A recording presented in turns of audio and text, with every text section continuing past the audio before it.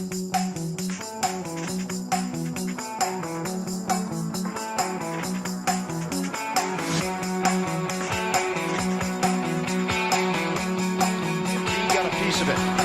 the floor. Embiid stuffs it. Harden for three. James Harden with his second triple.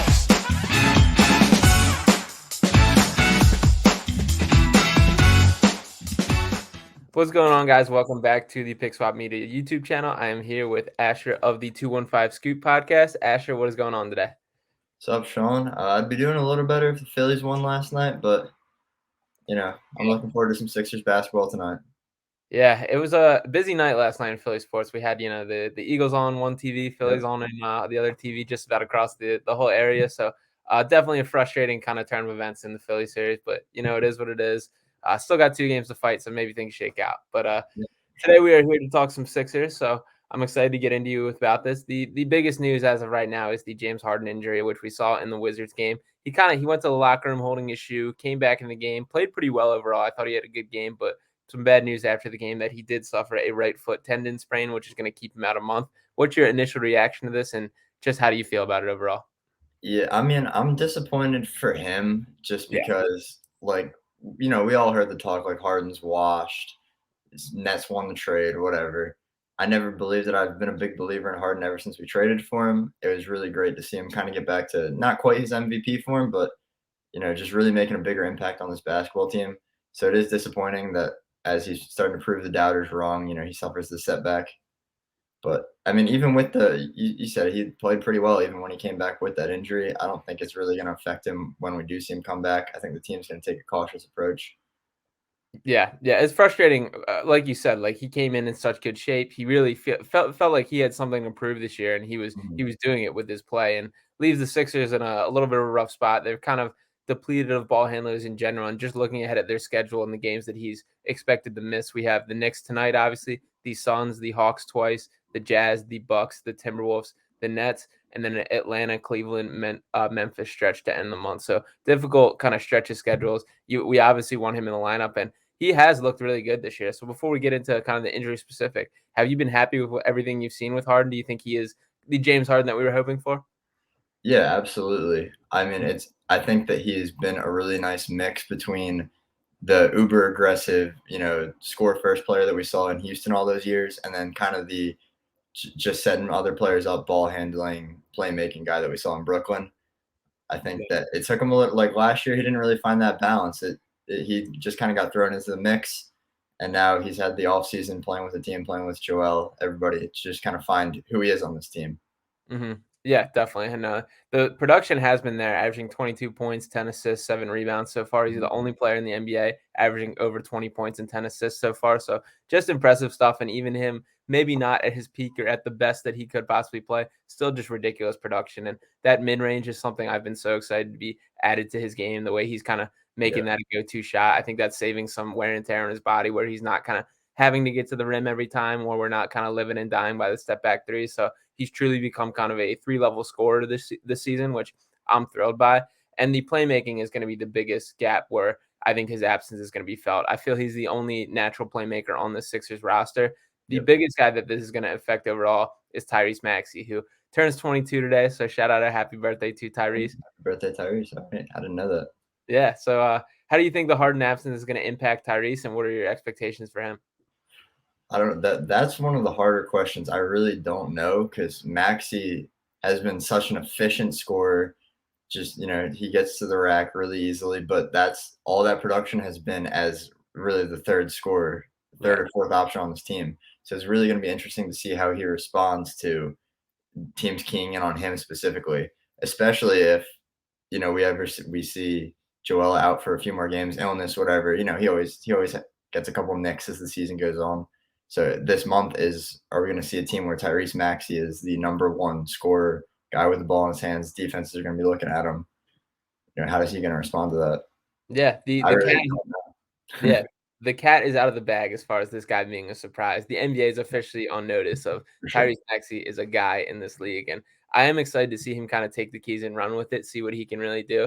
I'm intrigued by the kind of playmaking aspect. I was looking at his numbers last year based on before and after Harden. He dropped by 2 assists after Harden's arrival, which obviously makes sense. Not that he's ever been a supernatural playmaker. He ended averaging a little 4.3 on the year. He was up in the fives in the time before Harden, which is pretty good numbers for him. And I do think that he's shown some strides in improvement.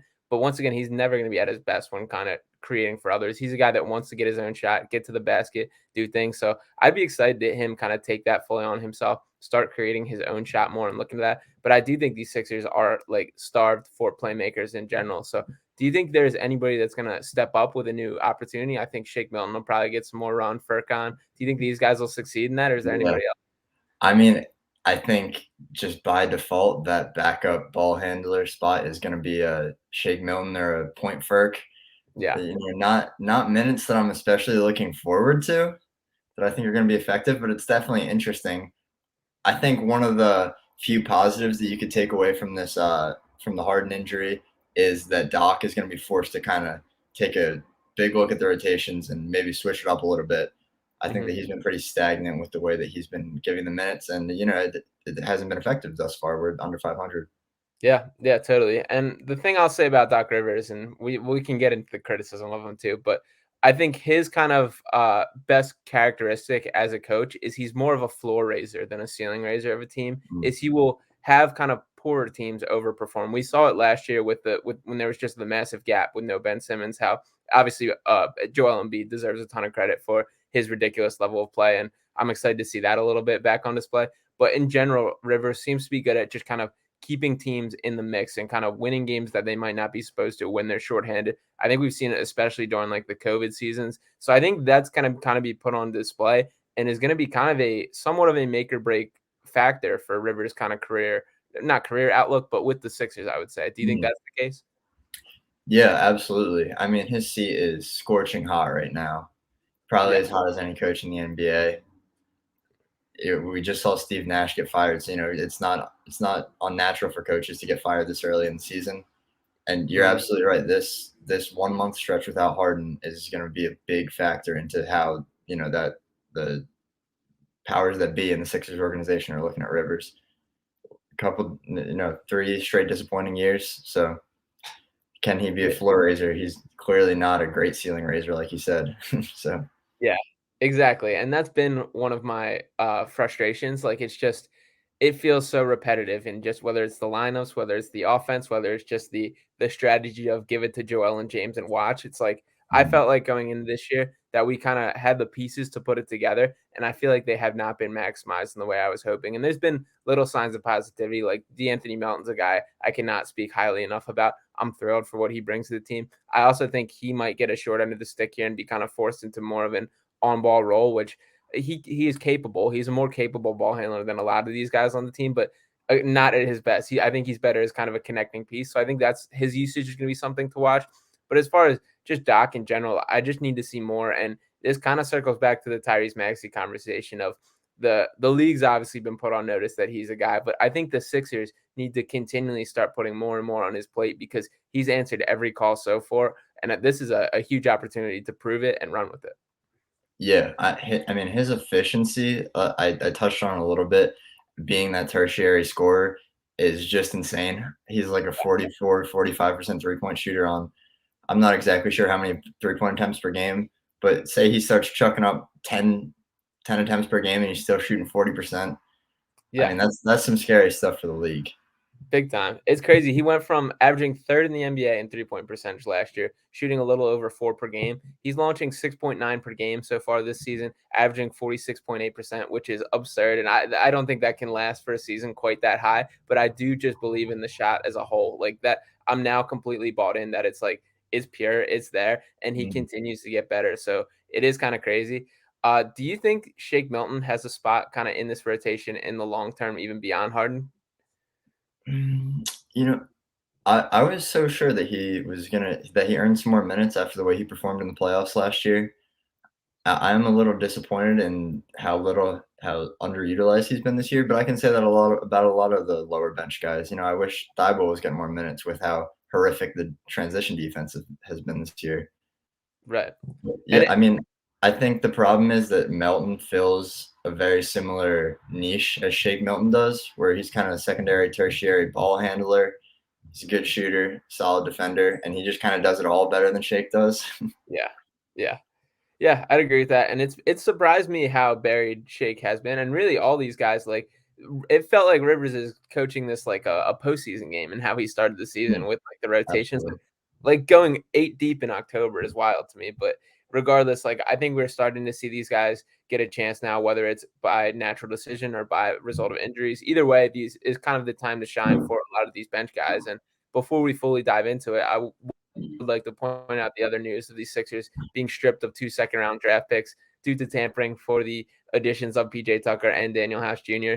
The harshest tampering penalty that we've really seen as far as taking picks, and I was trying to look back. The only harsher examples I could really find were stuff that had to do with more salary cap base. I think this is the largest just pure tampering. Like the one that was jumping out was with Andre Karolinko with the Nets, who they got stripped of a couple first rounders, but that was circumnavigating the salary cap, which the Sixers were already investigated for as well with the James Harden thing and cleared of. Right. So that's no worry. But overall, what do you think? Them getting any big deal of them getting stripped of 2 second rounders?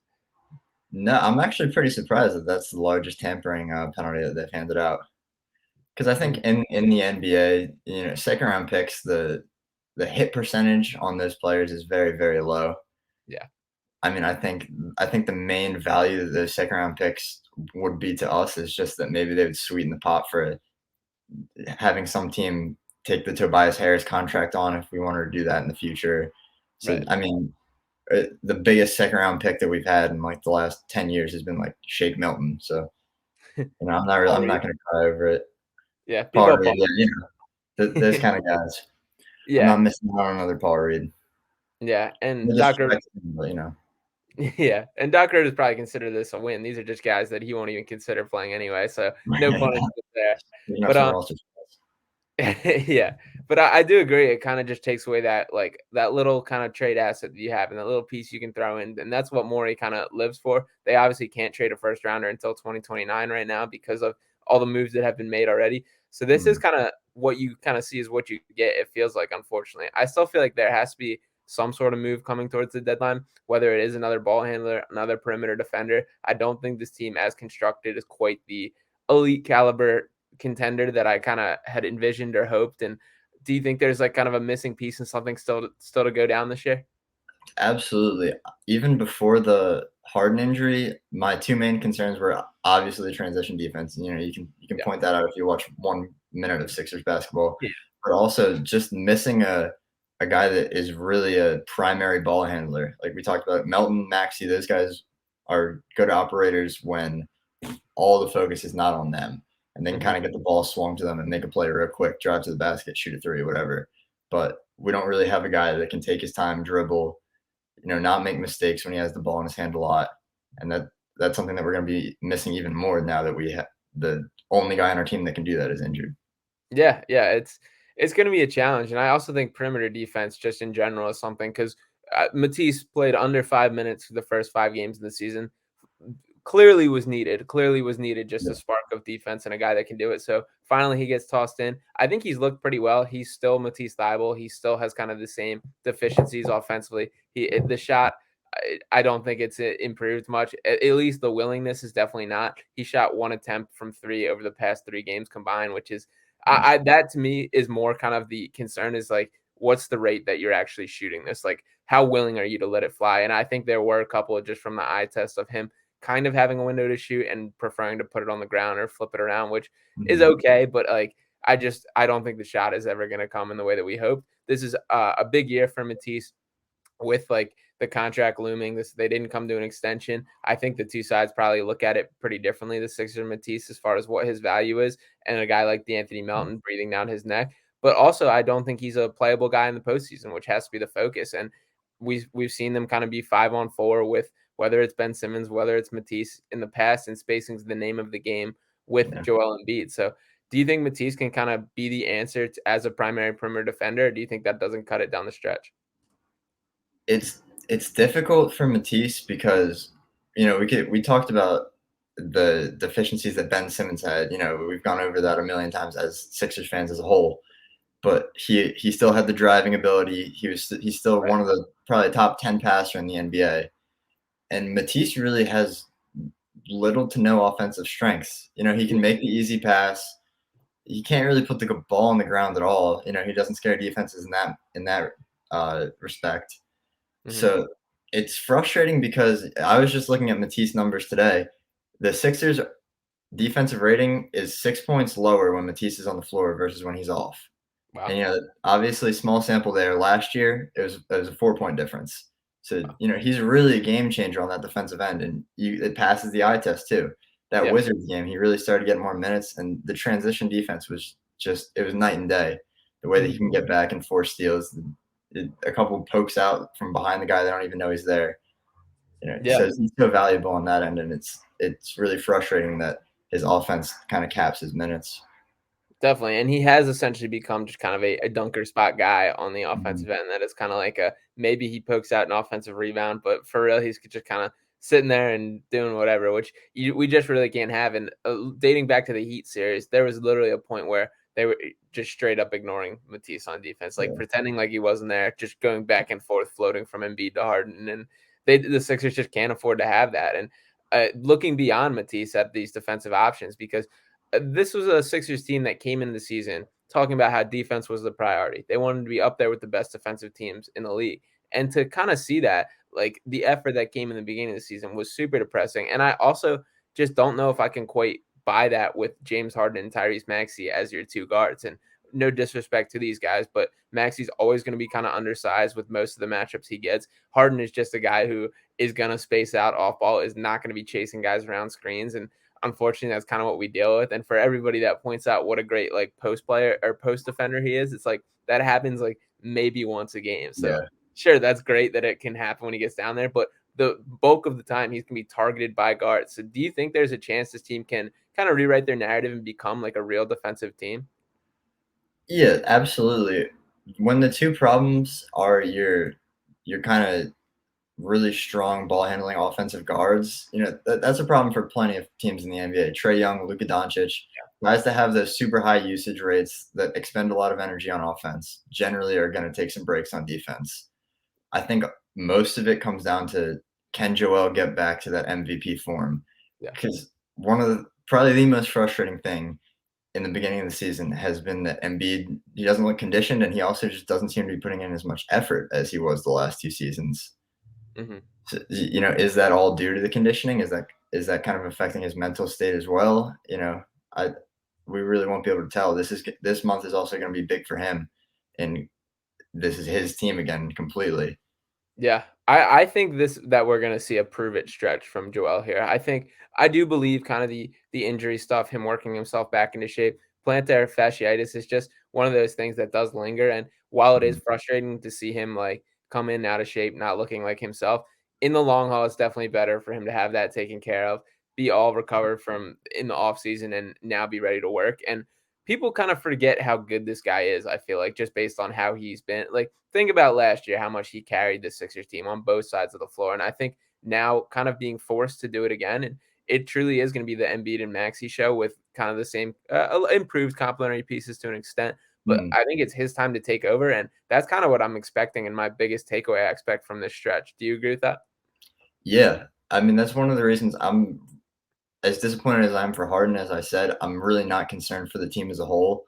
Yeah. Just how this is basically an improved version of the team that we saw in the beginning of the season last year with no Ben Simmons and an improved Tyrese Maxey as well, we can assume. Hmm. So, I mean, there's some tough matchups on that schedule, but there's also an away stretch where we play the Hornets and then the Magic twice. Yeah. So it's not inconceivable to say that when Harden comes back, we're a couple games over 500. Yeah, and that should absolutely be the goal. Also, a little bit of a NBA hot take here, but I think we match up horribly against the Magic. I don't like that game for us at all. Uh, yeah, the Magic games that they always seem to be closer than they should be. Hmm. Yeah, Yeah, maybe it's wrong thinking back on it that I've counted those as 2 wins already in my head. but the thing is, like, they should be beating these teams. Like, if this is Sixers team that we hope for them to be, that should be a one we can count on for a win. And same Mhm. with just like looking around, like even like the Jazz game is one I mentioned as like a struggle game moving forward. Like that should be one we can count on for a win. And the Jazz, we'll see if they settle in or not. But the NBA has been very weird as a whole as far as which teams are hot, which teams are not right now. Yeah, definitely. The Warriors over there struggling in Golden State. So, Yeah. but I mean, another thing, the Celtics last year, they really didn't figure out who that team was until mid-January. Yeah. So there's no pressure I don't think on the team as a whole to figure out who they are, but for the individual players to start figuring out where their role lies, I think it's going to be huge, especially for Maxey and Embiid, figure out who Yeah. they are. Yeah, Within definitely, and that's a great point about the Celtics too, because one of the reasons that they kinda fueled that fire and found their path was that just embracing of the defensive side of the ball, how they became one of the best defensive teams in the NBA, and that really just drove them all the way to the NBA Finals. I would love if there's a similar level of commitment from the Sixers team, if there's a similar level of buy-in. There has been some changes, like, with the defensive scheme, they're doing way more switch-heavy stuff this year, which in general has not been the Sixers' case, especially with Embiid. And they've been very much like a play drop coverage, stick with your man, just kind of a old school kind of defense. They're trying to become more modern on that side of the ball. We've seen kind of the real negative side on it, that all these guys keep talking on all the post game things, how communication is the number one thing. Like they're just not quite on the same page. So there's a part of me that does believe like when things click, it'll look better. Uh, the guy that I think is kind of obviously Embiid, as you said, is the anchor and where everything starts. PJ Tucker is also going to be a crucial role in this. And do you think do you have any fear that PJ Tucker just straight up runs out of gas by the end of this year? Yes, Yeah. absolutely. That was, I mean, me and James talked about it many times when after that PJ Tucker signing happens. I think that the beginning of this year, it's going to be fine, but by mid next year, that contract is going to be looking real sketchy. Yeah. Maybe as early as this year. His defense has already seemed to have taken a step back. Mhm. The rebounding's still there decently. The perimeter defense, he just doesn't seem as light on his feet as he used to be. Yeah, and it's like the Porzingis matchup, which obviously he's 7'3", and there's really no reason that should be the matchup anyway. But it Mhm. just he didn't even kind of make him work at times, and I get that's hard. Like he's way bigger than him, and we should have been making subs anyway. And perimeter defense, like he's probably the guy we're kind of counting on most consistently down the stretch. Like we've seen him match up against Giannis this year, we've seen him match up against Jason Tatum this year. It's like this is really supposed to be our guy, and we're kind of already running him into the ground. Like looking at the minutes across this Sixers team is crazy. Like him playing 35, 40 minutes in October, November is pretty nutty from a guy who has as many miles on him as well. And this even circles back to Maxey and Harden playing as many as they have. Harden's playing the 10th most minutes per game in the NBA. Maxey the 4th most minutes in the NBA. And I get like Maxey's a little different because of how much younger he is, how much all that. But like Harden and Tucker are both guys who are getting up there in age. Harden's been battling injuries, and it's like let's take a step back. Let's work with what we got. Let's use this newfound depth that we have and treat this like the regular season before we get to the playoffs. Yeah, I mean, you said it exactly. My thoughts exactly when you said this is a playoff rotation in October. Yeah. It's just absolutely ridiculous. Maxey, you can play Maxey 45 minutes a game, and I don't care. Right. But Harden and Embiid, they're both injury concerns already. Not to mention Harden's age. PJ Tucker, you said his career is winding down. Yeah. So for him to be playing as many minutes as Maxey is just, I don't know, it's mind-boggling. Yeah, definitely. Especially considering how we've kind of banged the same table saying like quit the all bench lineups. Let's like cut down the rotation a little. And now we have like this new depth. We have Yeah. these the Anthony Meltons, the Daniel Houses, the more competent guys that can rotate in. Montrezl Harrell, who's been bad. But anyway, like the like to have these pieces. Go ahead. What are you gonna say? No. You keep going. Gotcha. But like to kind of have these pieces and not fully be using them is frustrated. Montrezl Harrell, I would do want to touch on real quick. It's been a guy I was very excited about kind of the addition because he's just a more gifted offensive player than we've seen by most Embiid backups. Has not looked to be the case so far. And it's rough to be the guy that I've been kind of calling this superior offensive talent to be averaging 2 points a game this far. So do you have hope for Trez to kind of find his footing? Is he only averaging 2? Yeah. Yeah. Oh, maybe I don't have hope then. Yeah, That's new it's information. been brutal, and he's a guy who isn't up there in age. I believe he's in his late 20s. He might be 30 on the dot, but Yeah. he's like should not look as washed as I feel he has so far. Like the vertical is just not there whatsoever. And for a guy who's already playing undersized center, I do have some concerns. And I get we didn't get him hit for defense. we got to free this man B-ball Paul and just at least give him a chance, even if it's alongside Montrezl Harrell. Like, let's see what that looks like, because then we're kind of getting a little bit of the best of both worlds. I got to see some Paul Reed on this team. I know I'm going to keep saying it, and it's never going to happen, but I feel like all these issues we've talked about, he would at least help in some regard. Yeah, and I mean, that's definitely something Doc Rivers can try. There's so many different lineups that Doc can play with now. Mm-hmm. Something I would love to see is Matisse play the 4 a little bit, maybe. Okay. Which would kind of mitigate the effect that he has on the offense. Maybe we could have him at the 4 and Embiid at the 5, so we can have 4 3-point shooters out there.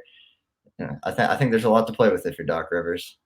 Yeah, definitely. So they got a kind of tough stretch here without Harden. We're going to see a little bit of what this team is made of, what their identity is. So until then, we're kind of going to wait. Ash, you got any final words on this team or any final thoughts? No, go Sixers playing tonight. About 30 minutes now. Yeah, absolutely. So go Sixers. Hopefully they figure this out. Hang above water while Harden is out. Thank you guys for tuning in. Make sure to drop a like and subscribe on the channel. Drop a comment. Let me know if you guys agree. What do you think moving forward? And we'll get back with you next time.